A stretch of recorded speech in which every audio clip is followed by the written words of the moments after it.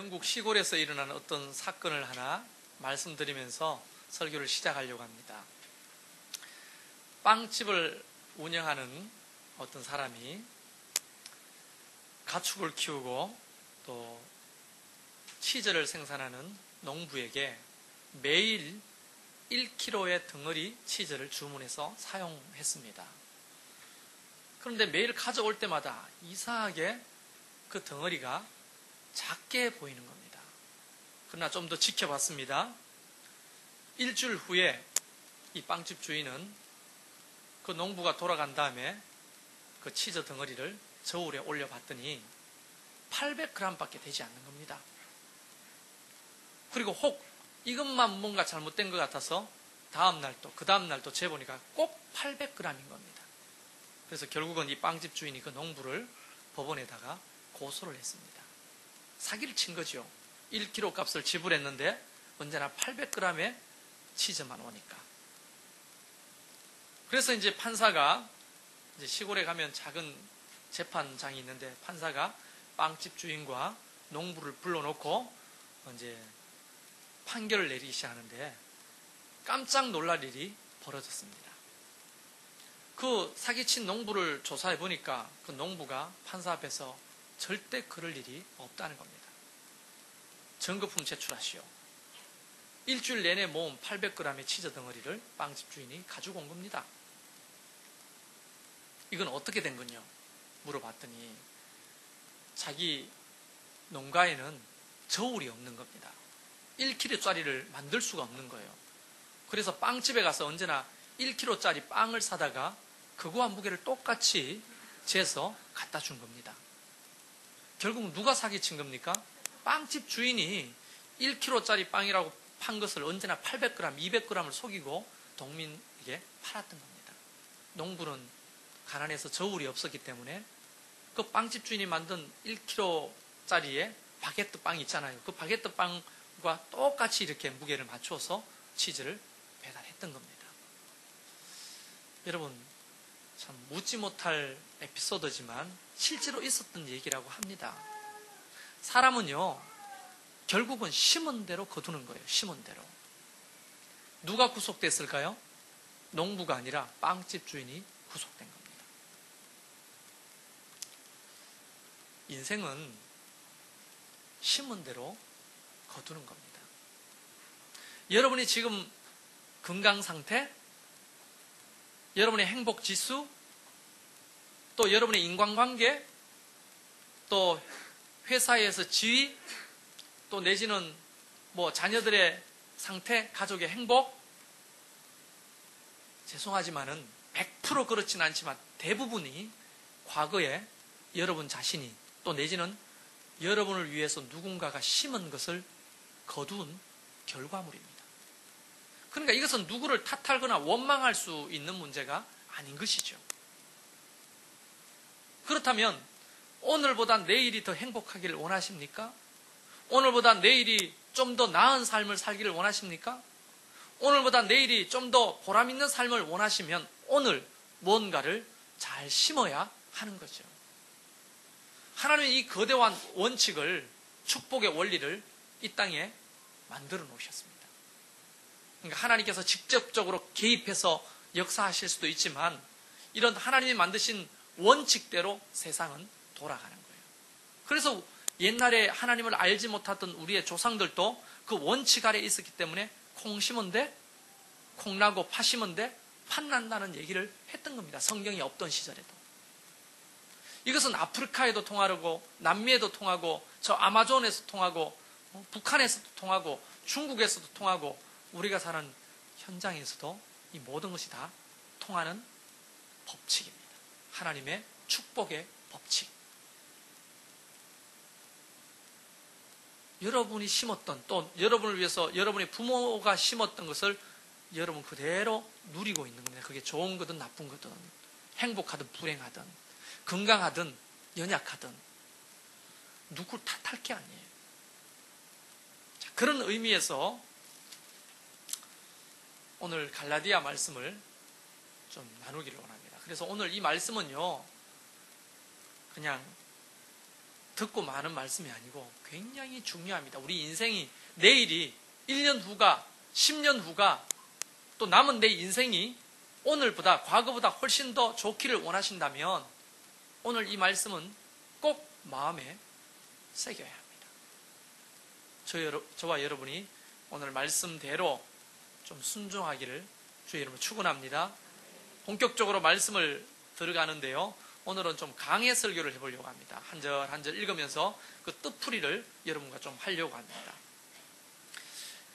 오늘 사도 바울은 갈라디아 교회에 편지하면서 굉장히 중요한 이 축복의 원칙을 이야기하고 있는데요. 이렇게 시작합니다. 가르침을 받는 자는 말씀을 가르치는 자와 모든 좋은 것을 함께하라. 이 읽을 때마다 목사 사역자들에게 참 좋은 말씀이다 이런 생각을 해보는데요. 그러면 갈라디아 교회 사도 바울이 편지하면서 사역자인 바울 자신과 또 함께한 사역자들을 일방적으로 편드는 말씀일까요, 이게? 목사 좋으라고 있는 말씀일까요? 여러분, 성경을 조금만 묵상해 보면 그게 아니라는 걸 금방 알 수 있습니다. 자, 한번 따지고 봅시다. 말씀을 가르치는 자는 말씀을 가르침을 받는 자에게 무슨 행동을 지금 하고 있느냐 하면 그 심령에, 여러분의 심령에, 지금 이 순간에 여러분의 심령에 말씀의 씨앗을 어떻게 해요? 심는 자입니다. 저는요, 말씀의 농부로 부름받은 거예요. 그래서 이 설교를 듣는 모든 자, 또 가르침을 받는 모든 아이들, 청소년들, 청년들에게 말씀을 심는 농부로 나를 부르셨습니다. 그러면 여러분은 그 말씀을 받아들여서 여러분의 심령에 잘 심어야 하죠. 자, 그러면 무슨 유익이 있길래, 무엇을 거두길래 이렇게 말씀을 전하는 자, 좀 다른 표현으로 말씀을 심는 자와 또 심경을 받는 우리가 좋은 관계에 있어야 되느냐. 액면 그대로예요. 여러분, 저한테 삐지거나 또 나를 부정적으로 생각하거나 나와 관계가 좋지 않으면 내가 하나님의 말씀을 심으려고 할 때 여러분의 심령에 이 말씀이 잘 심길까요? 제대로 심기지 못할까요? 제대로 심기지 못하는 겁니다. 그렇잖아요. 부모와 자식 간에도 마찬가지거든요. 지금 아이가 엄마한테 화가 나가 있고 엄마가 아이한테 화가 나 있는 이런 깨어진 관계 속에는요, 부모가 뭐라고 잔소리를 해도 자식 귀에는 안 들려요. 자식이 뭐라고 요구해도 부모 귀에는 안 들리는 겁니다. 심겨지지가 않습니다, 마음에. 그러니까 좋은 것으로 함께 하라는 이 말은 말씀을 심는 자와 좋은 관계를 가지도록 노력하라는 이 말씀이죠. 누구를 위해서요? 내 자신을 위한 겁니다. 그러니까 좋을 게, 목사와 삐뚤어져가 좋을 게 하나도 없는 거예요.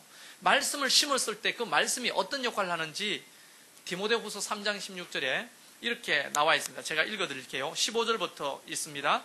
또 어려서부터 성경을 알았나니 성경은 능히 너로 하여금 그리스도 예수 안에 있는 믿음으로 말미암아 구원에 이르는 지혜가 있게 하느니라. 하나님의 말씀이 제대로 심어지면요, 믿음이 싹 틉니다. 믿음이 싹 트면 이건 무엇을 얻을 수 있느냐 하면 구원에 이르는 거예요. 구원을 열매로 얻을 수 있는 겁니다. 지금 저는 여러분의 심령에 하나님의 말씀을 뿌리고 있고 심고 있고 여러분의 마음속에는 하나님의 말씀이 싹 타서 믿음이 생기는 것이고 그 믿음은 결국 여러분을 구원받게 하는데 도달하는 거예요. 얼마나 중요한 일인지 모릅니다. 그뿐 아닙니다. 16절 보면 모든 성경은 하나님의 감동으로 된 것으로 교훈과 책망과 바르게 함과 의로 교육하기에 유익하니 이러므로 이는 하나님의 사람으로 온전하게 하며, 하나님의 말씀이 심겨지며 사람이 온전하게 된다는 거예요. 성숙하게 된다는 거예요.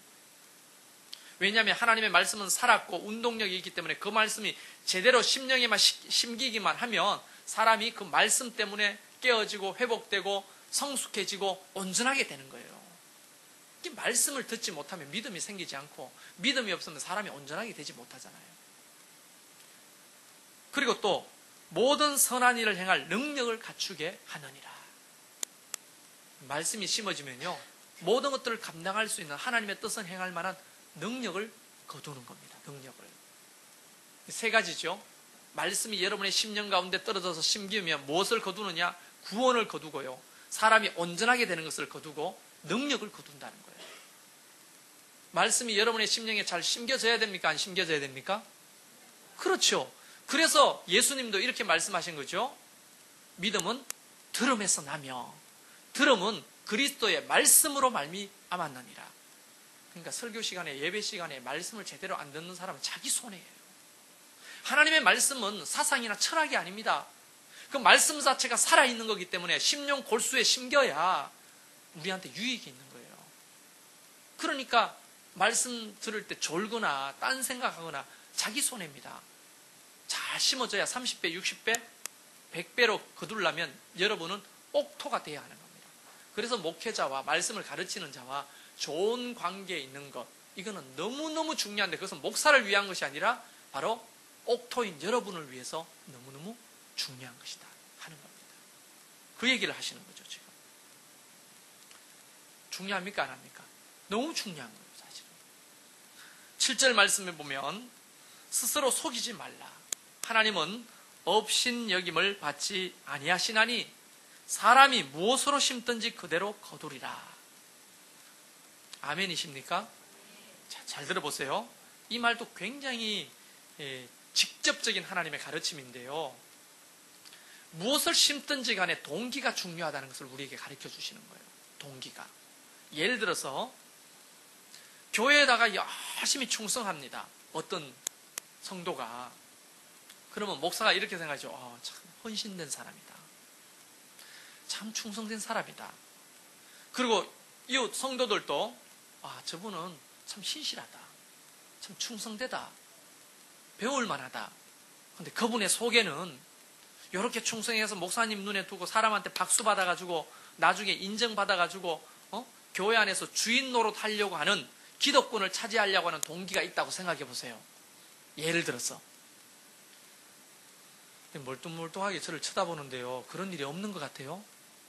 많은 교회들은 많은 사람들이 그런 동기를 가지고 헌신하고 충성합니다. 아주 해로운 믿음이죠. 그게. 목사도 속일 수 있습니다. 성도들도 속일 수 있습니다. 그러나 하나님은요, 어떻게 해요? 업신여김을 받지 아니하신다는 거예요. 그래서 성경에 보면 하나님은 외모를 보지 아니하시고 사람의 중심을 보시느니라. 이 말은 바로 하나님은 우리 마음의 동기를 보시는 거예요. 동기. 누가 나한테 뭘 사주고 목사를 불러내가지고 뭐 옷을 사주고 밥을 사주는 것도요, 제가 어떨 때는 거절할 때가 있습니다. 왜? 그 동기를 보려고 하는 거예요. 뭐 때문인가? 뭐 때문에 나한테 밥을 사주고 뭐 때문에 나한테 뭘 사주나? 목사가 그건 낼름낼름 받아 먹으면 그건 나쁜 것을 심는 겁니다. 제 스스로에게도. 결국 하나님은 사람들의 어떤 뭔가를 심으려고 할 때 그 심는 게 뭐냐? 이것도 중요하지만 그 심는 사람의 동기가 너무너무 중요하다는 거예요. 그러니까 신앙생활은요, 이중적으로 하는 게 아닙니다. 사람의 눈속임하면서 그렇게 신앙생활을 하는 것은요, 나쁜 것을 심는 것입니다. 하나님은 속지 아니하십니다. 업신여김을 절대 받지 아니하십니다. 헌금할 때도 마찬가지입니다. 큰 돈을 헌금하든 작은 돈을 헌금하든 우리가 헌금 생활할 때 이것이 뭐 목사한테 보이기 위해서 사람한테 뭐 자기 자신을 과시하려고 믿음을 과시하려고 하는 게 아니고 정말 하나님의 영광을 위해서 마땅히 주님 앞에 드리고자 하는 그 동기를 받으시는 거예요. 금액이 중요한 게 아니라는 거예요. 그래서 예수님은 2렙돈을 바친 그 가난한 과부의 손을 들어주신 거예요. 이가 정말 귀한 것을 헌금했다는 거예요. 하나님은 앉아가지고 야, 너 참 믿음 좋다 이러시는 분이 아니라는 거예요. 동기를 보시는 거예요. 왜? 그분은 절대 만홀히 여김을 받지 아니하시니까. 만홀히 여김을 받는다는 건 속임을 당하지 않는다는 겁니다. 사람의 거짓 중심을 보지 않는다는 겁니다. 심리학적으로 많은 사람들은 자기의 페르조나를 가지고 삽니다. 페르조나, 가면. 여러 가지 가면이 있어요. 집에 와서 가면이 다르고 직장에서 가면이 다른 것입니다. 학교에서 가면이 다른 것입니다. 엄마 아버지한테는 이런 착한 효자 효녀가 없어요. 근데 학교 가면 일진이야. 부모들이 몰라요. 제가 그렇게 살았거든요. 제가 예전에 중학교 때 우리 엄마가 저보고 별명을 붙였는데 뭔지 알아요? 오리엔트 시계입니다. 오리엔트 시계. 제 별명이 우리 엄마한테는 오리엔트 시계예요. 여러분 옛날에 오리엔트 시계 광고 많이 했잖아요. 정확한 오리엔트 시계 뭐 이 광고했는데 정확하거든요. 그 시간 되면 딱 학교 가고 그 시간 되면 집에 돌아오거든요. 그래서 야간 자습 마치고 땡 10시면 바로 저는 띵동 하고 문 앞에 들어서는 겁니다. 그러니까 우리 엄마는 근심을 안 하는 거예요. 우리 애만큼 착한 애가 없는 거예요. 그러나 저는 집을 나서는 순간 또 다른 페르소나를 가지고 사는 거예요. 오락실을 가서 돈을 훔쳐서 하고 피아노 줄을 가지고 쑤시면 이 오락 돈 안 줘도 되거든요. 그렇게 하고 야간 자습 띵구고 놀러 가고 롤러스케이트장 하루 종일 살고 애들하고 치고받고 싸우고 엄난 동영상을 여인 속에 애들하고 떼거지로 몰려가 보고 패싸움을 하고 집에 오면 오리엔트 시계예요. 오리엔트 시계. 너무너무 정확하니까 부모 속이기가 제일 쉽더라고요. 세상에서. 정말로. 아내 속이기는 상당히 힘듭니다. 그러나 부모 속이는 것은 세상에서 제일 쉬운 거예요. 그런데요, 보세요. 사람은 속일 수 있습니다. 그러나 우리 하나님은 절대로 속임을 당하지 않는 분이에요. 무엇을 심든지 그 동기를 보시는 거예요. 할렐루야. 건축을 하고 있잖아요. 어떤 사람들이 이런 우려를 할지 모르겠는데 저는 늘 기도하는 게 그거예요. 하나님, 내가 지금 무슨 동기로 이 건축을 하는 것입니까? 개척한 지 4년 만에 땅을 구입했다느니 건물을 크게 짓는다느니 어쩌고 저쩌고 이런 얘기를 노회에다가 다른 목사님한테 또 개척 같이 했던 사람들한테 은근히 자랑하면서 나 능력 있어. 나 능력 있는 목사야. 까불지 마. 이런 것들을 과시하려고 내가 건축을 하는 것인가? 만약 이런 동기가 내 속에 있다면 이 건축은 지금이라도 멈춰야 합니다. 그러나 저는 주님 앞에 기도할 때마다 늘 머릿속에 아이들입니다. 다음 세대. 그래서 지금 교육관을 제일 먼저 건축하는 이유도 그거거든요. 색깔을 어떻게 칠할까? 온도를 할까? 에어컨을 할까? 미끄럼틀을 놔줄까? 요렇게 내려오는 걸 놔줄까? 그냥 싹 내려오는 걸 놔줄까? 색은 뭐로 칠할까? 하늘색으로 칠할까? 무슨 빨간색으로 칠할까? 캐릭터를, 오로로를 그려줄까? 뭘 그려줄까? 이런 생각이 가득한 거예요. 아이들이 마음껏 뛰어놀고 예배하는 것. 나는 그것에 대한 동기가 있습니다. 내 야망과 내 꿈을 위해서 교회를 건축한다면 하나님이 그걸 속지 아니하시죠, 결국. 아마 진행이 안 될 걸로 저는 봅니다. 그걸 어떻게 사람의 야망과 꿈으로 구애를 합니까? 동기가 무엇을 하든지 무엇을 심든지 너무너무 중요한 것이에요. 여러분, 하나님을 속일 수 없습니다. 진실되게. 그렇게 무엇이든지 작은 것이라도 심는 것이 너무너무 중요하다. 그대로 거두니까.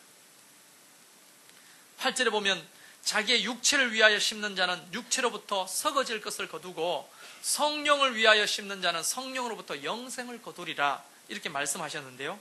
육체를 위해 심는다는 것은 무엇을 의미할까요? 여러 가지 의미가 있지만 하나님의 영광과는 전혀 상관이 없는 일에 에너지를 쏟고 인생을 쓰는 겁니다. 하나님의 뜻과는 전혀 상관없는 일을 거기에 빠지는 거예요. 그걸 심는 겁니다. 자신을 해롭게 하는 것들을 심는 것을 말하는 거예요. 자기한테도 유익이 안 되고 남한테도 피해주는 일들 있잖아요. 대부분 그런 것들은 어떤 거냐면 중독이 될 만한 일들입니다. 게임 중독, 노름 중독, 뭐부터 시작하면 중독이 많잖아요. 그런 중독에 대한 극단적인 어떤 일로부터 시작해서 여러 가지 일들도 너무나 이기적인 것들, 하나님의 영광과는 상관없는 것들, 거기에 돈을 때려붓고 거기에 시간을 때려붓고 에너지를 때려부어서 그것을 자꾸 심으면 나중에 뭘 거둡니까? 썩어질 것을 거두는 거예요. 여러분, 썩어질 것을 거둔다는 의미는 그게 의미 없이 순간에 사라져버린다는 의미도 있지만 썩어지면요, 옆에 있는 것 같이 썩어지게 하는 거예요. 남들까지 피해주는 것들로 거두게 되는 겁니다. 와, 너무너무 중요한 것이죠. 그러나 성령을 위하여 심는 자는 성령으로부터 영생을 거둔다고 했어요. 여러분, 성령을 위하여 심는다는 것은 하나님의 뜻대로 주님이 기뻐하시는 것, 하나님 앞에 영광이 될 만한 말과 행동들을 심으면 나중에 영생을 거둔다 했잖아요. 천국을 갈 수 있다는 이 말이 아니고 여기서 영생이라고 하는 것은 복된 삶을 의미합니다. 영생까지 이어진 복된 삶. 그러니까 지금 제가 여러분이 오늘 무엇을 심는 농부가 되느냐에 따라서 완전히 다른 인생을 살게 되는 거예요. 내일이 달라지고 5년 후가 달라지고 10년 후가 달라지는 겁니다. 우리가 선을 행하되 낙심하지 말지니 포기하지 않으면 때가 이름에 거두리라. 여기서 선을 행한다는 말은 하나님이 기뻐하시고 원하시는 것을 자꾸 심는 것을 의미합니다. 힘들지만 심으면 나중에 때가 되면 거둔다는 겁니다. 어떨 때는 지치죠. 이거 꼭 해야 되나? 이런 동기를 가지고, 이 착한 동기를 가지고 내가 귀한 것을 심지만 이거 언제 이거 훌훌 날아가 버리는 거 아닌가? 잃어버리는 게 아닌가? 이거 어리석은 거 아닌가? 아닙니다. 하나님이 이 놀라운 법칙을 한 번도 어기신 일이 없습니다. 파 심으면 반드시 팥이 납니다. 콩 심으면 반드시 콩이 납니다. 하나님의 영광을 위해 심고 성령을 위해 심고 다른 사람을 위해 심으면 그게 돌아옵니다. 때가 이름에 거둘 것이라고 말하는 거예요. 할렐루야. 그렇다면 그러므로 마지막으로 이렇게 말합니다. 우리는 기회에 있는 대로 모든 이에게 착한 일을 하되, 이걸 바꿔 말하면 뭐예요? 모든 사람에게 좋은 것으로 심으라는 거죠. 모든 사람에게 좋은 것으로 심으라. 자, 이 이야기를 좀 해보겠는데요. 이 모든 사람 안에는 우선 여러분의 가족이 포함되어 있다는 것을 기억하십시오.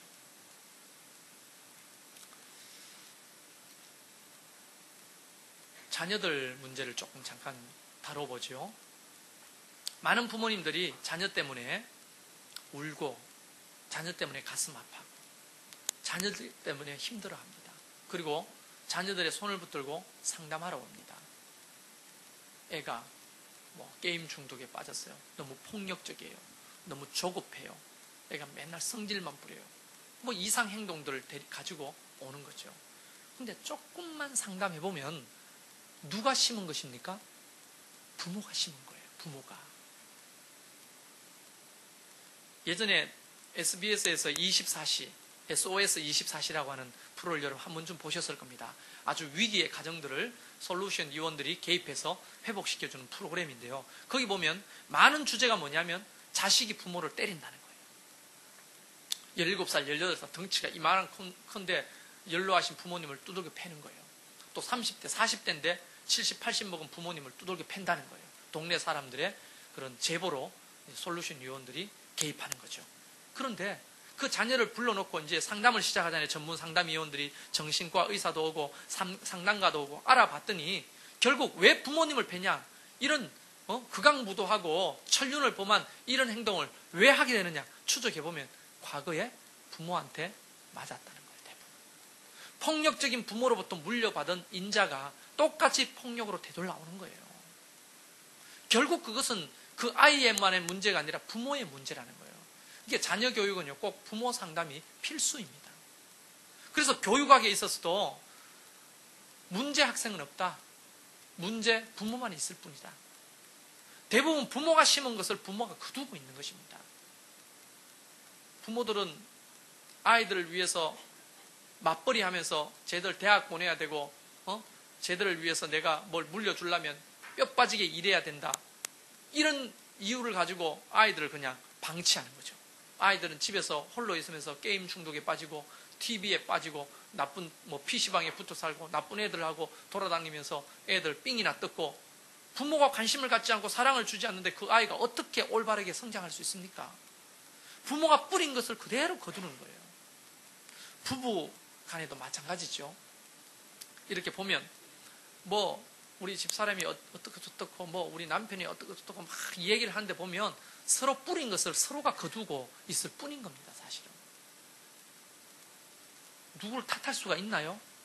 물론 특별한 경우에 일방적으로 뭔가를 잘못하거나 실수를 했거나 해서 피해를 주는 경우도 있습니다만은 대부분 부모들이 정상적으로 부부관계 힘들고 어려운 경우는 서로 심은 것이, 악한 것을 심은 것이 너무 말로 서로 상처를 주고 또 올바른 태도로 배우자를 잘 사랑하지 못하고 서로 막 잘못 심은 것들이 이제 때가 되니까 이게 열매로 드러나면서 서로 불신의 자리까지 사랑이 멀어지고 식어지고 그렇게 폭력적이고 불행한 가정으로 치닫게 되는 것입니다.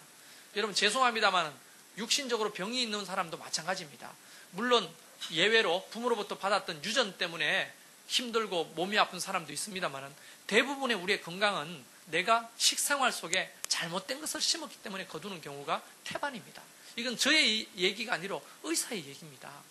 식생활을 개선하고 삶의 태도와 습관을 개선하면 고칠 병이 너무너무 많다는 거예요. 너무너무. 근데 그것을 우리도 모르게 막 멋대로 심었다가 결국은 병이라고 하는 열매로 거두게 되는 것입니다. 교회에서도 마찬가지입니다. 성도들끼리 여러분 무엇을 심고 계십니까? 어떤 동기로 섬기고 사랑하시고 돕고 계십니까?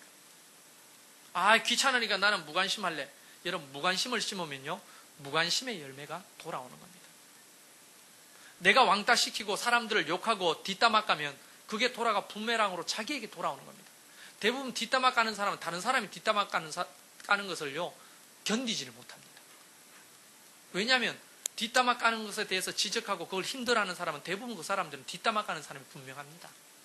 왜냐하면 피해의식이 있거든요. 자기도 남 욕하니까 남도 자기 욕한다고 생각하는 게 피해의식이 있는 거예요.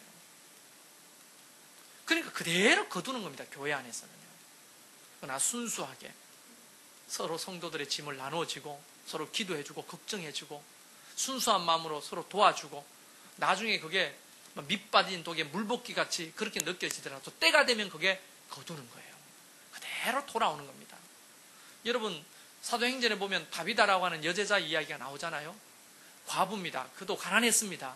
그러나 그는 가지고 있는 재주와 물질을 가지고 최선을 다해서 더 가난하고 힘든 과부들, 이웃들을 사랑으로 섬기기 시작했어요. 그러나 결국 병들어 죽게 됩니다. 다비다가. 어떻게 돼요? 정말 주변에 그 은혜를 입은 많은 사람들이 이의 죽음을 애도하고 아파하죠. 자식이 없고 호를 단신 살아가는 청소한 가부지만 이를 위해서 울어주는 사람이 너무너무 많습니다. 결국은 하나님이 주의 종을 보내서 그 다비다를 살리시잖아요. 결국은 그렇게 거두는 것입니다. 여러분 고넬료 이야기 아시죠? 고넬료 백부장 고넬료. 하나님께서 성경에 보면 그 고넬료의 기도와 선행을 기억하시고 라고 말이 있습니다. 그의 선행과 기도를 경건을 기억하셨다고 했어요. 그 심은 대로 거두니까 그도 오순절 다락방에 있지 않았지만 나중에 성령 충만함을 사도들과 같이 받고 구원받는 이방인이 되는 거 아니에요. 심는 대로 거두는 겁니다. 심는 대로. 목회자도 마찬가지거든요. 해로운 믿음을 성도들한테 계속 심어놓으면 나중에 이것이 해로운 열매들을 얻어가 교회가 어지러워지고 힘들어지고 교회가 풍비박산이 나고 하나님이 영광 가리고 실족하고 떠나고 깨지고 그렇게 되는 겁니다. 결국은 사실 우리 목회자들도 결국은 교회가 힘들고 어려운 거 자기가 잘못 심었기 때문이에요. 거기에 대해서 두렵고 떨림이 저에게도 있는 것입니다. 바르게 심어야 되거든요. 말씀을 바르게 가르치고 바른 말씀을 심는 것이 너무너무 중요하거든요. 직장 안에서도 마찬가지입니다. 여러분 직장 동료들에게 뭘 심고 계십니까? 사업하시는 분들은 거래처와 어떤 것을 심고 계십니까? 혹시 800g 빵을 만들고 있지는 않습니까? 여러분 우리가 식당을 가보면요 그런 경우 많거든요. 어느 날 식당하는 집사님이 울면서 이런 얘기를 합니다. 목사님 그렇게 기도하고 그렇게 하나님 앞에 헌신하고 살았는데 왜 식당이 이렇게 안 됩니까? 수천만 원 들여가지고 했는 식당이 오늘 지금 부도나게 생겼습니다. 기도해 주세요. 문제가 뭔지 아십니까? 그 집사님은 너무 묵뚝뚝한 거예요. 식당에 손님이 오면 알겠어요. 아줌마 여기 김치 좀 더 주세요. 이러면 아무 대꾸도 안 해요. 그냥 김치 이러고 가는 거예요. 그걸 누가 좋아하겠어요? 그리고 모든 음식에 미원 때려 붓습니다. 국물은 다시마가 아니고 다시다를 때려 부어요. 그걸 누가 좋아하겠냐고. 그리고 별로 저렴하고 별로 안 좋은 그런 재료들을 가지고 장사를 합니다. 됩니까 그게? 자기가 심은 대로 거두는 거예요. 이게 다른 사람 얘기가 아니라 우리 아버지 얘기입니다. 우리 아버지가 돌아가시기 전에 돼지고기 장사를 했는데 제가 도와드렸거든요. 이게 톱밥 돼지고기예요. 특별한 고기입니다. 우리나라에서 잘 안 나는 톱밥 발효해가지고 먹여가지고 육질 자체가 일반 돼지고기랑 달라요. 돼지 냄새도 안 나 정말로. 그런 고기를 전북 익산에서 이제 떼오는 거예요. 일주일에 한 번씩. 저하고 이제 지금 중국 가 있는 최대성 선교사가 둘이 차 타고 이제 7시간을 왕복에 떼오는 거예요. 그거를. 그러면 내가 그렇게 주장했죠. 아버지, 요, 막 10kg 가져갔으면 10kg만 딱 팔고 문을 딱 내리고 앞에다 붙여놨어요. 고기가 다 떨어졌습니다. 내일 몇 시옵니다. 그러면 사람이 안 달라서 더우니까 그렇게 하자니까 사람이 막 고기 맛을 보고 사람들이 막 오는 거예요. 일반 돼지고기보다 1.5배가 더 비쌌습니다. 근데 막 사람들이 차고 넘치는 맛있으니까. 근데 한참 먹고 나는데 돼지고기가 떨어졌거든요. 아버지가 어디로 슬 사라지시는 거예요. 난 처음에는 몰랐어요. 근데 돼지고기를 어디서 사가 오시는 거예요. 농협에 가가지고 돼지고기를 사오는 거예요. 톱밥 돼지고기가 아닌데. 아버지 이러면 안 됩니다. 몰라. 저 술 취해가지고 고기 맛도 몰라. 아니요, 사람이 다 합니다, 아버지. 다 술 먹는 게 아니라 따라온 식구들도 있고 한데 그거 알죠? 이러면 안 됩니다 하니까. 네 가만히 있어. 네가 장사하냐? 응? 그렇게 해가지고 이제 돼지고기를 떨어질 때마다 농협에 가 돼지고기를 떼와가 팔거든요. 나중에 어떻게 됐을까요? 망했어요. 그러면 안 됩니다. 딱 문 닫았어야 돼요. 그렇다면 아버지가 아마 안 돌아가실 수도 있었어요. 사람이 정말 많았거든요. 톱밥 돼지고기 장사할 때. 근데 그런 뿌린 대로 거두는 겁니다. 손님들에게도. 아버지 고집을 이길 수가 없었어요. 아버지 샷다 내리고 장사 그만해야 합니다. 지금 고기가 떨어졌을 때는. 아니라 장사가 안 되니까요. 이쪽에는 뭘 팔아요? 남은 추어탕을 또 파는 거예요. 돼지고기 집에다가. 아버지 이거는 백화점처럼 안 돼요. 전문점을 해야 돼요. 이러니까 야 임마 남은 추어탕 얼마나 유명한데. 그리고 이쪽에는 톱밥 돼지고기 간판을 붙여놓고 이쪽에는 남은 추어탕을 팔아놓고 하기 시작합니다. 근데 남은 추어탕 중국산 미꾸라지를 사가지고 하는데 아버지 이러면 안 됩니다. 남은 거는 못 사오더라도 무슨 국산은 써야죠. 중국 거를 사다가 쓰니까 됩니까? 아버지는 정치하던 사람이라 장사에 재주가 없는 거예요. 소비자의 심리를 모르는 겁니다. 뿌린 대로 거두는데. 참 돌아가신 아버지 욕해서 죄송한데 결국은 그래서 망한 겁니다. 결국은 여러분 정직한 걸 심고 건강을 심고 소비자들의 어떤 그런 필요를 심는 사람은 결국은 돌아옵니다. 내가 거래하는 업체에 좋은 것을 심으면 좋은 것이 돌아옵니다. 사기치고 속이고 눈속임하면 결국은 그게 돌아오는 거예요. 여기 보면 그러므로 우리는 귀에 있는 대로 모든 이들에게 착한 것을 심어라 라고 말씀하십니다. 결론을 내볼까요? 지금 오늘 이 순간의 여러분의 삶의 모습은 과거에 여러분이나 누군가가 여러분을 위해 심었던 것을 거두고 있는 것입니다. 남을 탓할 게 아니에요. 심는 대로 거둡니다. 그러나 기억하십시오. 하나님이 신적 개입을 하실 때도 있습니다. 하나님의 신적 개입. 팥을 심었는데 어떨 때는 콩이 나게 하실 때도 있어요. 콩을 심었는데 팥을 나게 하실 수도 있습니다. 그러나 그것은 보편적인 하나님의 역사가 아닙니다. 그걸 우리는 기적이라고 말하는 거죠. 기적을 바라지 마십시오. 그것은 어떤 의미에서 요행일 수 있습니다. 정말 건전하고 건강한 신앙을 가진 사람들은 오늘 내가 좋은 것을 좋은 동기로 열심히 모든 사람에게 심는 것입니다. 그럼 내일이 오늘보다 달라집니다. 1년 후가 오늘과 다를 것입니다. 10년 후가 다를 것이고 여러분의 가문이 달라질 겁니다. 그러니까 조상 탓하지 마시고 환경 탓하지 마시고 주변 사람 탓하지 마십시오. 바로 우리의 문제가 99%입니다. 바로 하나님은 오늘 저와 여러분에게 이 말씀을 기억하고 좀 더 나은 보람되고 가치 있는 인생을 살기를 원하시기 때문에 우리에게 이것을 선포하시는 거 아니겠습니까? 하나님의 축복이죠. 저는 저와 여러분이 또 그 교회가 좋은 것을 많이 심어서 정말 하나님으로부터 많은 좋은 것들을 거두고 정말 인간답게 행복하게 가치 있게 살아가는 저와 여러분이 되기를 주의 이름으로 축원합니다.